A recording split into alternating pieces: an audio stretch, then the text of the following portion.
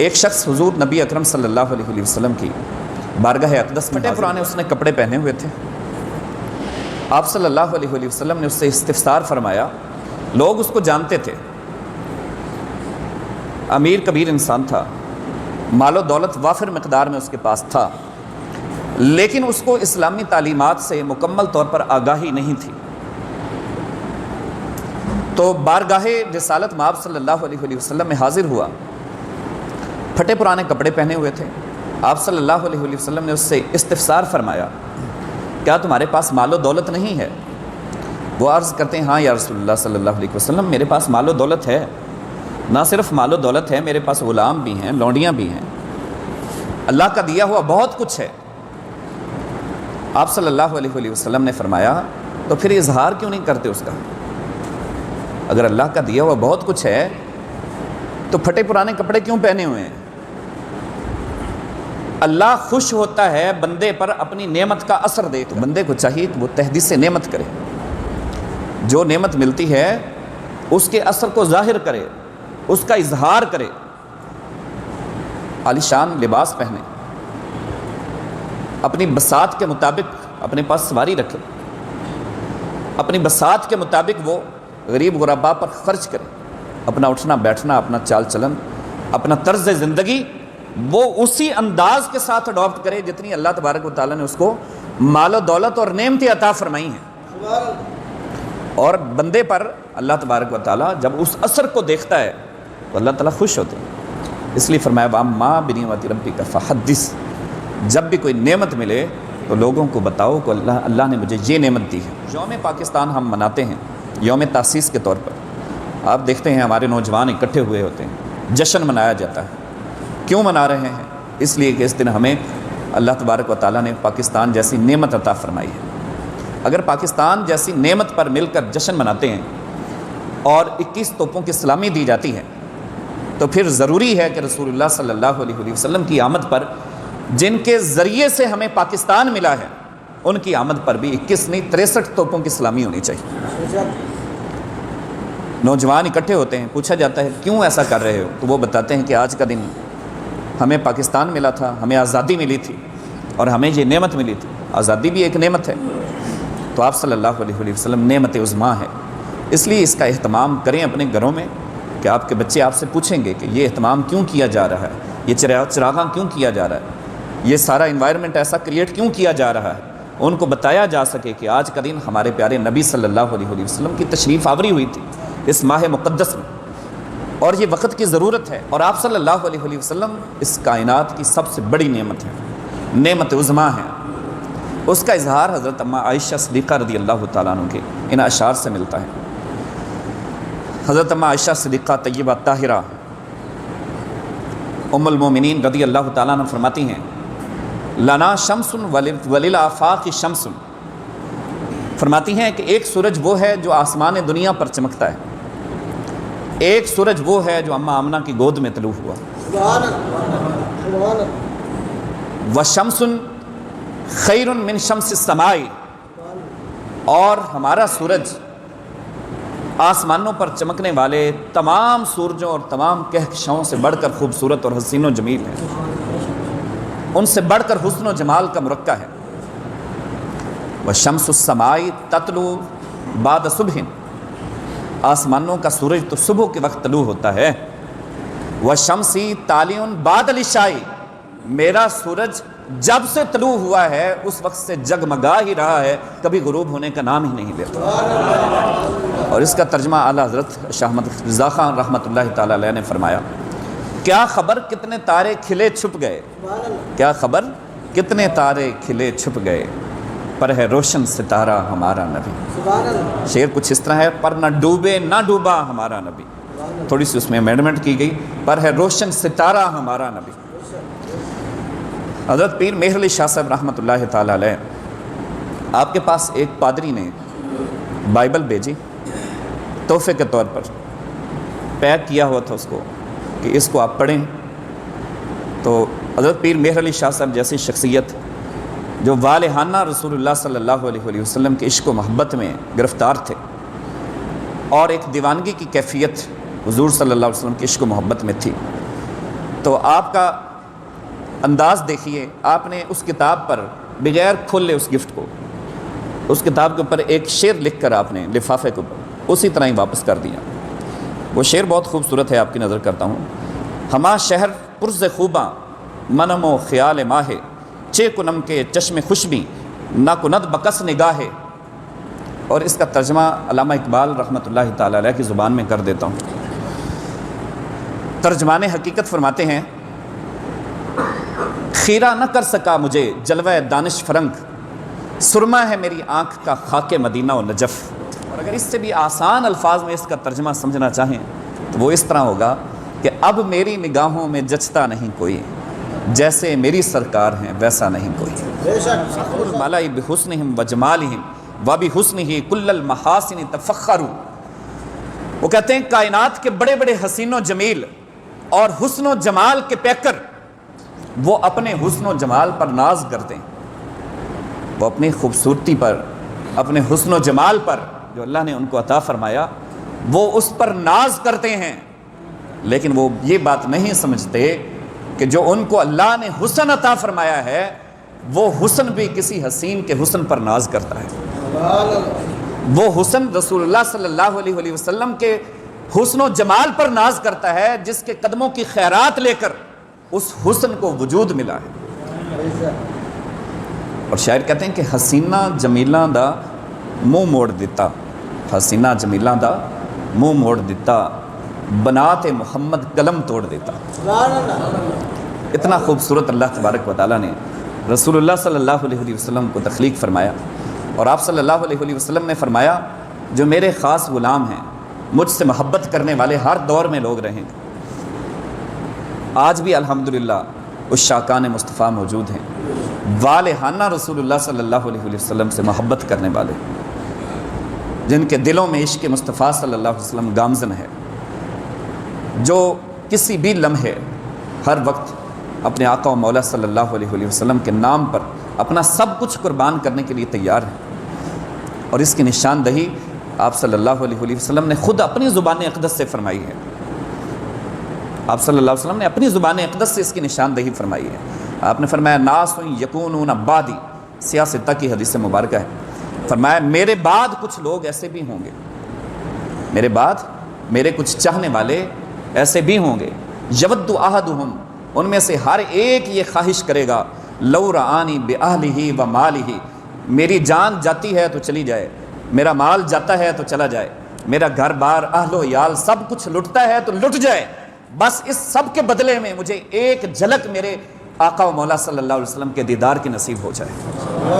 ایک جھلک دیکھنے کے لیے بےتاب ہوں گے، اور اس ایک جھلک کے لیے اپنا سب کچھ قربان کرنے کے لیے تیار ہوں گے، اور پھر اس پر کیا قربان، اس ایک جھلک پر سب کچھ قربان کرنے والے رہے ہر دور میں، اور آج بھی وہ موجود۔ نظام الدین اولیاء رحمۃ اللہ علیہ اپنے وقت کے شیخ کامل ہیں، محمود غزنوی کے بھی شیخ کامل تھے، اور ایک دن ان کے پاؤں دبا رہے تھے، اور اسی دوران بس وہ محبت کی والہانہ عقیدت اور محبت کی جو باتیں شروع ہوئیں تو انہوں نے عرض کی کہ حضور کیا مجھے رسول اللہ صلی اللہ علیہ وسلم کے دیدار کی کوئی ایک جھلک نصیب ہو سکتی ہے؟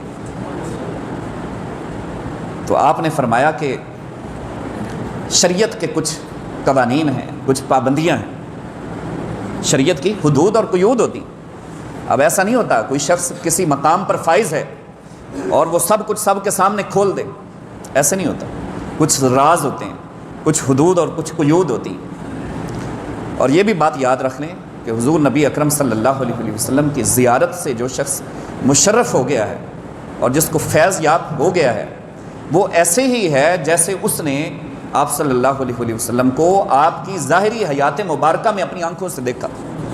آپ نے فرمایا جس نے مجھے خواب میں میری زیارت کی اور مجھے دیکھا، کأنہ فی الحیات، ایسے ہی ہے جیسے اس نے مجھے میری زندگی میں دیکھا۔ اور پھر فرمایا جس نے مجھے دیکھا اور جو کچھ آپ صلی اللہ علیہ وسلم نے اس کو عطا فرما دیا وہ بھی محض خواب کی حد تک نہیں ہے، وہ بھی ریئلٹی ہے، حقیقت ہے۔ جو کچھ عطا فرما دیا وہ سمجھے ملا ہے، اس میں بھی کوئی شک و شبہ کی بات نہیں، وہ خیال نہیں ہے بلکہ وہ حقیقت ہے۔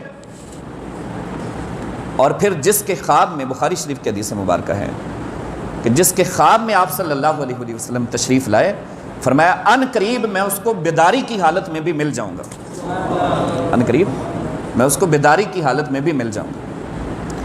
اب یہاں پر مفسرین فرماتے ہیں کہ بیداری کی حالت میں بندہ کیسے دیکھ سکتا ہے؟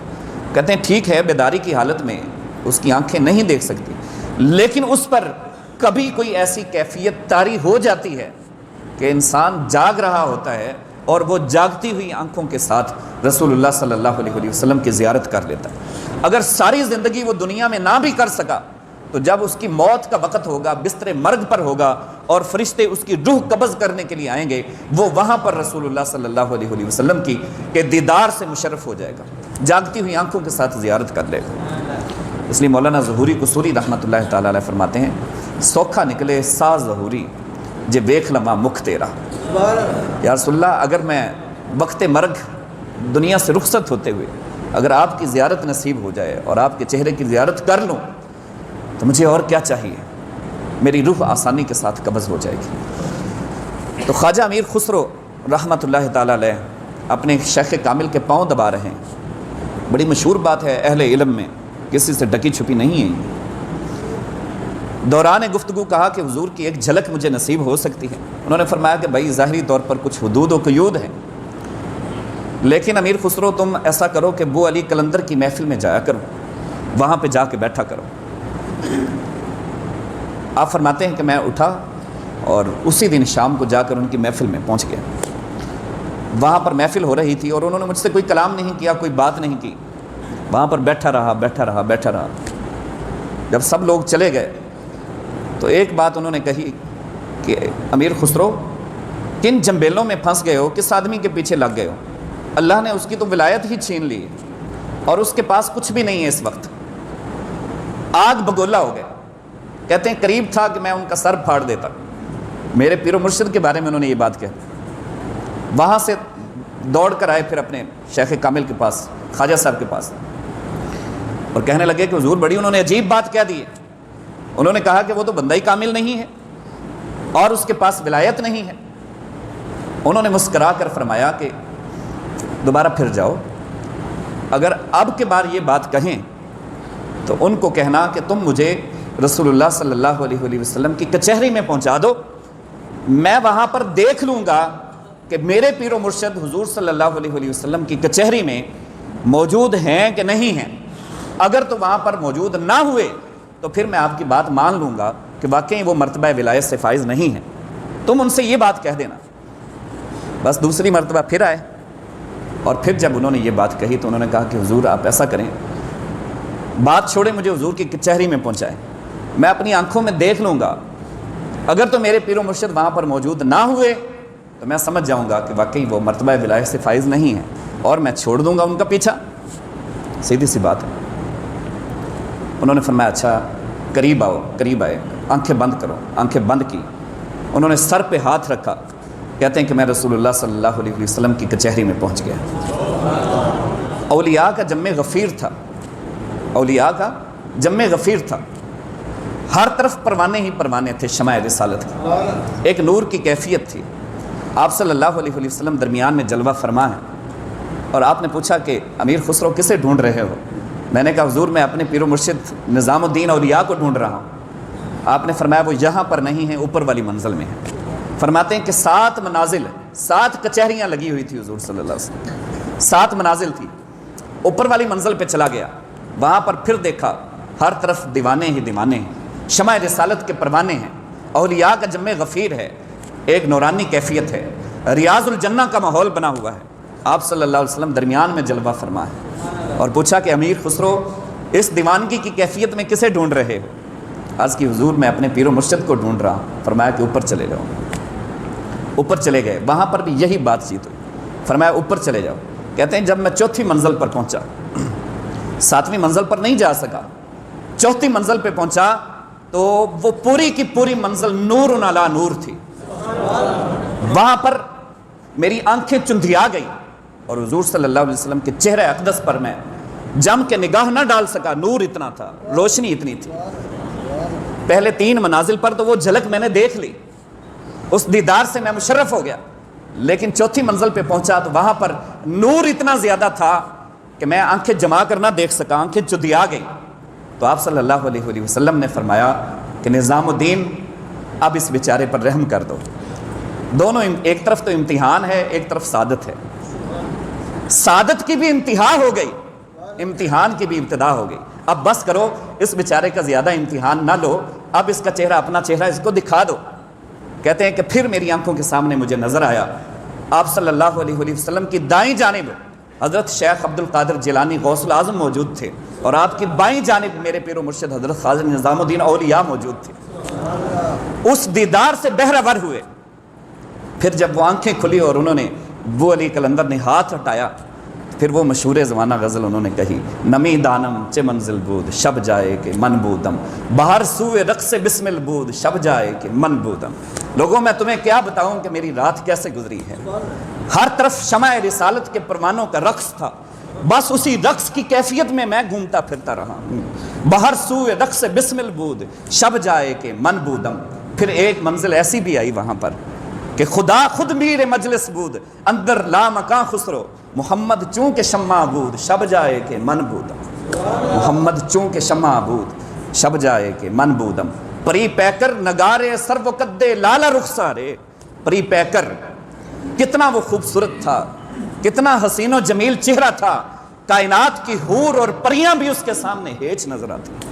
پری پیکر نگارے سر و قدے، سرو قد تھا، قد و قامت کی کیا پوچھتے ہو، کتنا حسین و جمیل قد، رخسار ایسے سے جیسے گل و لالا ہوں، چمکتے ہوئے پھول ہوں جیسے۔